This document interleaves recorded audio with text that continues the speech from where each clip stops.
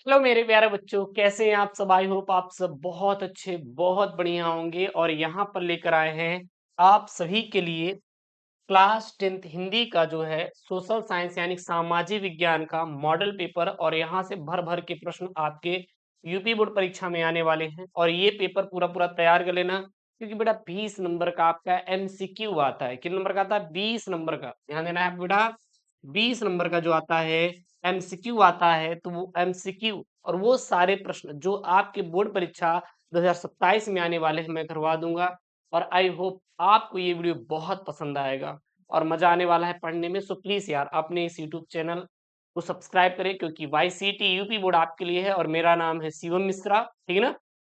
हम आपका class 10th का पूरा पढ़ा देंगे, ए टू जेड करवाएंगे आपके अपने इस यूट्यूब चैनल पर। सो प्लीज यार आपसे रिक्वेस्ट है, आपसे हम्बल रिक्वेस्ट है कि चैनल को जरूर से जरूर क्या कर लेंगे, आप सब्सक्राइब कर लेंगे। ओके, यहाँ पे देखेंगे तो 70 नंबर का क्या रहेगा, पेपर रहेगा। पास होने की मात्र मात्र आपको बेटा 23 नंबर ही चाहिए। कितना चाहिए? 23 नंबर चाहिए। और ये आपका क्या होता है बेटा, पूरा पूरा पेपर कोड होता है इस प्रकार से, ठीक है ना। और मॉडल पेपर जो है 2027 बोर्ड का है, सामाजिक विज्ञान का ये अपना क्या है बेटा, मॉडल पेपर है। आप लोग जरूर से जरूर तैयार कर ले। साथ ही साथ हम लोग पूरा पूरा किताब भी लेके आए हैं, जाकर आप लोग फ्लिपकार्ट अमेजोन से बाय कर सकते हैं। हमारी वाईसीटी प्राइम बुक से भी इसको खरीद सकते हैं। पूरे पूरे हम लोग ने बुक यहाँ पे लॉन्च किया है, सॉल्व अनसॉल्व सब कुछ आपको हम दे रहे हैं। किसी कोई डाउट है तो हमारा व्हाट्सएप नंबर है, नोट कर लीजिए, 95 69 08 54 27 पर क्या कर लेंगे आप, मैसेज कर लेंगे, आप व्हाट्सएप कर लेंगे हमें, ठीक है ना। ठीक है, जो समय मिलने वाला है 3 घंटे बेटा 15 मिनट का क्या मिलेगा, समय मिलेगा। 70 नंबर का क्या रहने वाला है, समय रहने वाला है। प्रारंभ जो 15 मिनट मिलेंगे आपको प्रश्न पत्र को पढ़ने के लिए क्या रहेंगे बेटा, निर्धारित रहेंगे। और सभी प्रश्न करना क्या रहेगा बेटा, अनिवार्य रहेगा यहाँ पे। और इस प्रश्न पत्र में 2 खंड है, खंड क और खंड ब। यहाँ पर कितने खंड है बेटा? 2 खंड है, खंड अ और बेटा क्या, खंड ब। खंड अ जो रहेगा 1 अंक के बेटा 20 बहुविकल्पीय प्रश्न रहेंगे, जिसके उत्तर आपको OMR, ठीक ना, OMR उत्तर पुस्तक पर आपको देने रहेंगे। और जो खंड अ रहेंगे कि प्रत्येक प्रश्न निर्देश पढ़कर केवल OMR उत्तर पुस्तक पर ही देने रहेंगे, वही है अपना, ठीक ना। और यहाँ पे ना इरेजर का आपको प्रयोग करना है, नहीं व्हाइटनर का आपको बेटा क्या करना है, उपयोग करना है। अब प्रश्न के अंक जो रहेंगे उसके सम्मुख दिए रहेंगे। और खंड ब में 50 अंक है, जो कि वर्णात्मक प्रश्न रहेंगे।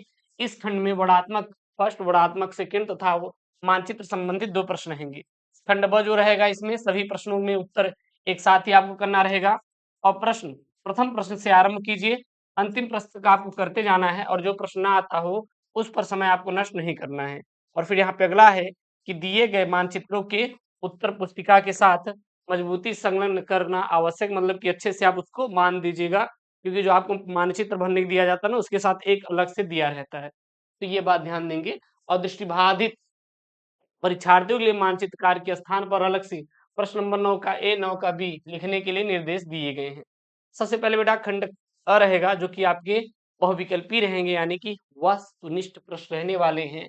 क्या यहाँ दिया गया है, नीचे दिए गए प्रश्नों के दिए गए प्रश्नों के प्रत्येक प्रश्न के 4 विकल्प दिए गए हैं। सही विकल्प चुनकर उसे ओएमआर उत्तर पत्रक पर आपको चिन्हित करना है। पहला यहाँ पे प्रश्न है, क्या है सर? निरंकुशवाद का तात्पर्य है सर। निरंकुशवाद क्या है?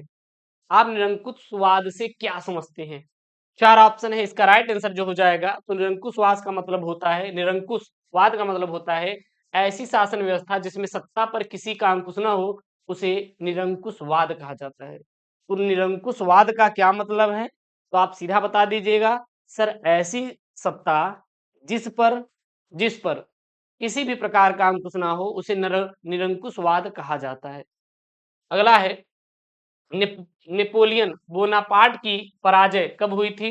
तो बेटा सन 1815 ईस्वी में नेपोलियन बोनापार्ट की क्या हुआ था, पराजय हुआ था। तो नेपोलियन बोनापार्ट का पराजय कब हुआ था? सन 1815 में नेपोलियन बोनापार्ट का पराजय हुआ था।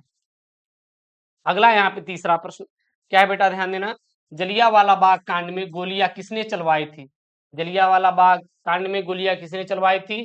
तो जनरल डायर ने चलवाई थी। तो जलियांवाला बाग कांड में गोलियां किसने चलवाई थी? तो तो याद कर लीजिए बेटा, जो गोलियां चलवाया था वो चलवाया था जनरल डायर ने चलवाया था। अगला यहाँ पे प्रश्न है चौथा नंबर वाला, ब्रेटन वुड्स नामक संस्था निम्नलिखित में से कहाँ स्थित था? तो वो स्थित था अमेरिका में। हाँ, ब्रेटन वुड्स नामक संस्था कहाँ स्थित था? बहुत बढ़िया, तो सीधा बताइएगा सर जी, अमेरिका में स्थित था। अगला प्रश्न है, चौरी चौरा कांड कब हुआ था बेटा? तो 1922 ईस्वी में अपना चौरी चौरा कांड हुआ था। चौरी चौरा कांड कब हुआ था? 1922 ईस्वी में चौरी चौरा कांड हुआ था। अगला प्रश्न है, भारत में मताधिकार की आयु क्या है सर? 18 वर्ष है, यानी कि कोई भी व्यक्ति 18 वर्ष तक मत डाल सकता है, दे सकता है। अगला है सातवां वाला, हिंदी किस प्रकार की सर भाषा है? जो हिंदी है अपना, वो किस प्रकार की भाषा है सर? तो हिंदी जो है यह एक राजभाषा है। क्या है? राजभाषा है। अगला यहाँ पे है, भारतीय राष्ट्रीय कांग्रेस की स्थापना कब हुई थी? तो 1855 ईस्वी में भारतीय राष्ट्रीय कांग्रेस की क्या हुई थी बेटा? तो स्थापना हुई थी, याद कर लीजिए। अगला प्रश्न है, नेपाल में राजतंत्र की समाप्ति हुई थी 2008 में, जो है नेपाल में राजतंत्र की समाप्ति हो गई थी। अगला यहाँ पे क्या है प्रश्न, भारतीय संविधान कब लागू हुआ था? सर 26 जनवरी को भारतीय संविधान लागू हुआ था, इसीलिए हम लोग गणतंत्र दिवस मनाते हैं। 26 जनवरी को सर स्वतंत्रता दिवस, 15 अगस्त को मनाया जाता है। स्वतंत्रता दिवस 15 अगस्त को मनाया जाता है। अगला है यहाँ पे 11 नंबर वाला, हरा सोना निम्नलिखित में से किसे कहा जाता है? तो हरा सोना सर प्राकृतिक वनस्पति को कहा जाता है। हरा सोना किसको कहा जाता है सर जी? प्राकृतिक वनस्पति को हरा सोना कहा जाता है। अगला यहाँ पे प्रश्न है, क्या है कि निम्नलिखित में से कौन सा संसाधन गैर परंपरागत है? सर पवन ऊर्जा जो होता है यह गैर परंपरागत एक स्रोत होता है। अगला यहाँ पे 13 नंबर वाला प्रश्न है, क्या है सर? रबी की फसलों को बोने का समय क्या है सर? अक्टूबर से दिसंबर। रबी के बोने की फसलों का समय क्या है सर जी? अक्टूबर से दिसंबर है। और अगला है 14 नंबर वाला, निम्नलिखित में से कौन सा धात्विक खनिज होता है? सर मैग्नीशियम जो है धात्विक खनिज होता है। हमारा चूना पत्थर भी नहीं है, सल्फर भी नहीं है, कोयला भी नहीं है। तो जो धातु होती है मैग्नीज होती है। अगला यहाँ पे, निम्नलिखित में से कौन सा आधारभूत उद्योग है सर? लौह इस्पात उद्योग जो होता है यह एक आधारभूत क्या होता है? उद्योग होता है। अगला 16 नंबर वाला प्रश्न बेटा क्या है? बहुत सिंपल है, निम्नलिखित में से किस राज्य में सबसे अधिक प्रतिशत कृषि भूमि खेती होती है? यानी सबसे ज्यादा कहाँ पर भूमि होती है? किसकी सर जी? कृषि की। सबसे ज्यादा कृषि कहाँ पर होती है? सर पंजाब में होती है। कहाँ पर होती है? पंजाब में होती है।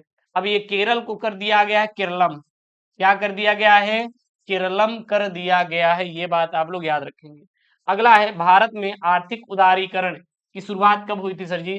तो 1991 में भारत में आर्थिक उदारीकरण की शुरुआत हुई थी। अगला है, मानव विकास की दृष्टि से निम्नलिखित में से कौन सा देश भारत से सबसे बेहतर स्थिति में है? तो है सर श्रीलंका। तो मानव विकास की दृष्टि से निम्नलिखित में से कौन सा देश भारत की सबसे बेहतर स्थिति में है? तो बेटा कौन है? श्रीलंका है, आप लोग याद रखिएगा। अगला यहाँ पे प्रश्न 19 नंबर वाला क्या है कि जब एक देश में एक स्थान से दूसरे स्थान पे व्यापार किया जाता है तो उसे कहते हैं, तो उसे बेटा आंतरिक व्यापार कहते हैं। क्या कहा जाता है? उसे आंतरिक व्यापार कहा जाता है, आप लोग याद रखेंगे। अगला है, उपभोक्ता सुरक्षा अधिनियम कब बना था सर? 1896 में बना था। उपभोक्ता अधिनियम कब बना था? सन 1896 में हमारा उपभोक्ता अधिनियम बना था। क्लियर है? अगला प्रश्न यहाँ पे सर जी, खंड ब वर्णात्मक फर्स्ट, यहाँ पहला प्रश्न है, क्या है कि निम्नलिखित प्रश्नों में से प्रत्येक प्रश्न का उत्तर आपको देना है, लगभग 80 शब्दों में देना है। किसमें देना बेटा? 80 शब्दों में इसका उत्तर देना है। देखिए क्या है यहाँ पे, पहला है, यूरोप में राष्ट्रवाद का आशय स्पष्ट किया। मतलब कि यूरोप में राष्ट्रवाद क्या होता है आपको बताना है कि यूरोप में राष्ट्रवाद का मतलब आप क्या समझते हैं। उसके बाद ये नहीं आ रहा तो हम ये कर सकते हैं, नमक सत्याग्रह इसे आप क्या समझते हैं? सर नमक सत्याग्रह क्या होता है, इसे आप क्या समझते हैं? ये आपका 4 नंबर का है। अगला यहाँ पे है, भारत में राजनीतिक क्षमता के विकेंद्रीकरण के पीछे क्या मूल सोच थी? अगर ये नहीं आ रहा तो हम ये कर सकते हो, सत्ता की साझेदारी लोकतंत्र की आत्मा है, इस कथन की विवेचना कीजिए। मतलब कि आपको ये पता है कि सत्ता की जो साझेदारी होती है ये लोकतंत्र की आत्मा होती है। ठीक है भैया, आप समझ गए। लेकिन इस मतलब क्या है भाई? मतलब क्या है इसका? निकालना है, आपके निचोड़ निकालना है। उसके बाद अगला यहाँ पे तीसरा प्रश्न बेटा क्या है, विदेशी व्यापार से आप क्या समझते हैं? भारत की विदेशी व्यापार की किन्हीं दो विशेषताओं का आपको उल्लेख करना है। अब ये नहीं आ रहा तो थोड़ा हम ये कर सकते हो, भारतीय अर्थव्यवस्था में वैश्वीकरण के महत्व की आपको बेटा विवेचना करना है। ठीक, फिर नेक्स्ट है चौथा, यहाँ पे क्या बोल रहा है बेटा, यहाँ पे ध्यान देना, राष्ट्रीय आय तथा प्रति व्यक्ति आय में विभेद कीजिए और देशों की स्थिति की तुलना के लिए इनमें से कौन सी विधि बेहतर है। अब ये नहीं आ रहा तो अथवा हम ये भी कर सकते हैं कि उपभोक्ताओं के शोषण में किन 4 कारणों की आपको क्या करना है बेटा, समीक्षा करना है, जो कि 4 नंबर का है। कितने नंबर का है बेटा, 4 मार्क्स का है, याद रखिएगा।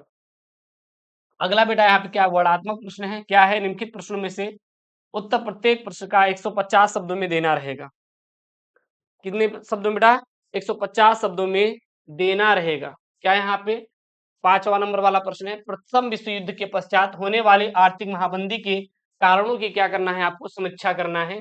अगर ये नहीं आ रहा तो हम ये कर सकते हो, भारतीय अर्थव्यवस्था पर वैश्विक महामंदी में किन्हीं 4 परिणामों का क्या करना है बेटा, आपको उल्लेख करना है। क्या करना है, उल्लेख करना है। फिर छठा वाला प्रश्न है, भारतीय समाज में जाति प्रथा अभी भी प्रचलित है, इसके कारण क्या है और इसको समाप्त करने के लिए 2 उपाय आपको बताना रहेगा। सर 6 नंबर का ये आपका प्रश्न है।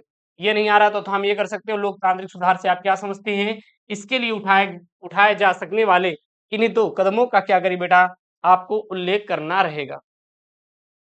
उसके बाद अगला यहाँ पे 7वां प्रश्न है, क्या बोल रहा है ये, कि बहुराष्ट्रीय कंपनियां विभिन्न देशों की उत्पादन प्रक्रिया को एक दूसरे से जोड़ती हैं, इस कथन को स्पष्ट कीजिए। ये नहीं आ रहा तो हम ये कर सकती हो, क्या कर सकते हैं, संसाधन नियोजन की आवश्यकता क्यों है, भारत में संसाधन नियोजन हेतु कोई 4 उपाय आपको सुझाना है।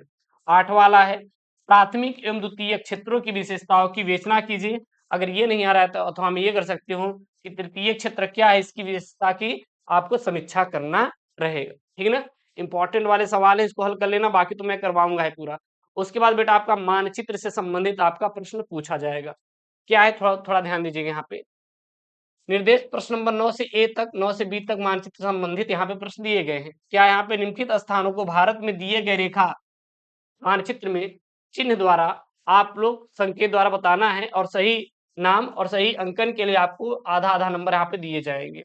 वह स्थान जहां सूत मील के श्रमिकों का सत्याग्रह हुआ था, वह स्थान जहां जलियांवाला बाग हत्याकांड हुआ था, वह स्थान जहां चौरी चौरा कांड हुआ था, और गुजरात का वह स्थान किसानों ने सत्याग्रह किया था, और वह स्थान जहां जलियांवाला बाग की घटना हुई थी। ये सिंपल ही है, ये आधे आधे नंबर के आपके रहेंगे प्रश्न।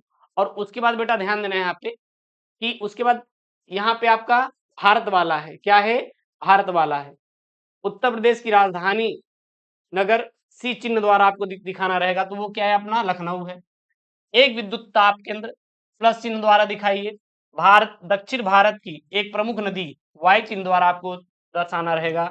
और चाय उद्याप उत्पादक कोई एक क्षेत्र इस चिन्ह द्वारा आपको दिखाना रहेगा।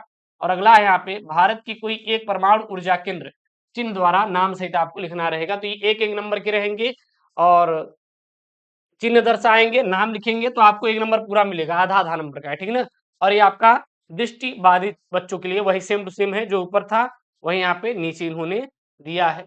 लेकिन इसमें थोड़े प्रश्न बदले हैं, जैसे कि यहाँ पे किस स्थान पर सूती मिल के श्रमिकों का सत्याग्रह हुआ था, जलियांवाला बाग हत्याकांड किस स्थान पर हुआ था, किस स्थान पर चौरी चौरा कांड हुआ था, गुजरात में किसानों ने किस स्थान पर सत्याग्रह आंदोलन किया था, किस स्थान पर जलियांवाला बाग की घटना हुई थी। फिर यहाँ पे अगला वाला है, ये क्लियर है, ठीक है, मानचित्र वाला है कि पश्चिम बंगाल की समुद्री पंतन बंदरगाह चिन्ह नाम सहित किसी एक ताप विद्युत केंद्र का नाम सहित बॉक्साइड उत्पादन का क्षेत्र ओ चिन्ह द्वारा नाम सहित चाय उत्पादन की किसी क्षेत्र का नाम सहित, और इस प्रदेश का एक 10 लाखी नगर वाई चिन्ह द्वारा आपको लिखना रहेगा। तो ये है बेटा क्लास 10th जो है सोशल साइंस एसएसटी का जो है सामाजिक विज्ञान का बेटा मॉडल पेपर है। आप लोग इसे तैयार कर लेना, बाकी हम आपका पूरा पूरा पढ़ा ही रहे हैं, तो आपको परेशान नहीं होना है। आपसे रिक्वेस्ट है बेटा, चैनल को सब्सक्राइब करिए, अपने दोस्तों के साथ शेयर करिए, और कोई समस्या हो तो बिल्कुल कमेंट बॉक्स में मेंशन कर दीजिएगा। मिलते हैं नेक्स्ट वीडियो में दोस्तों। Thank you, Jai Hind, take care, bye bye, love you all.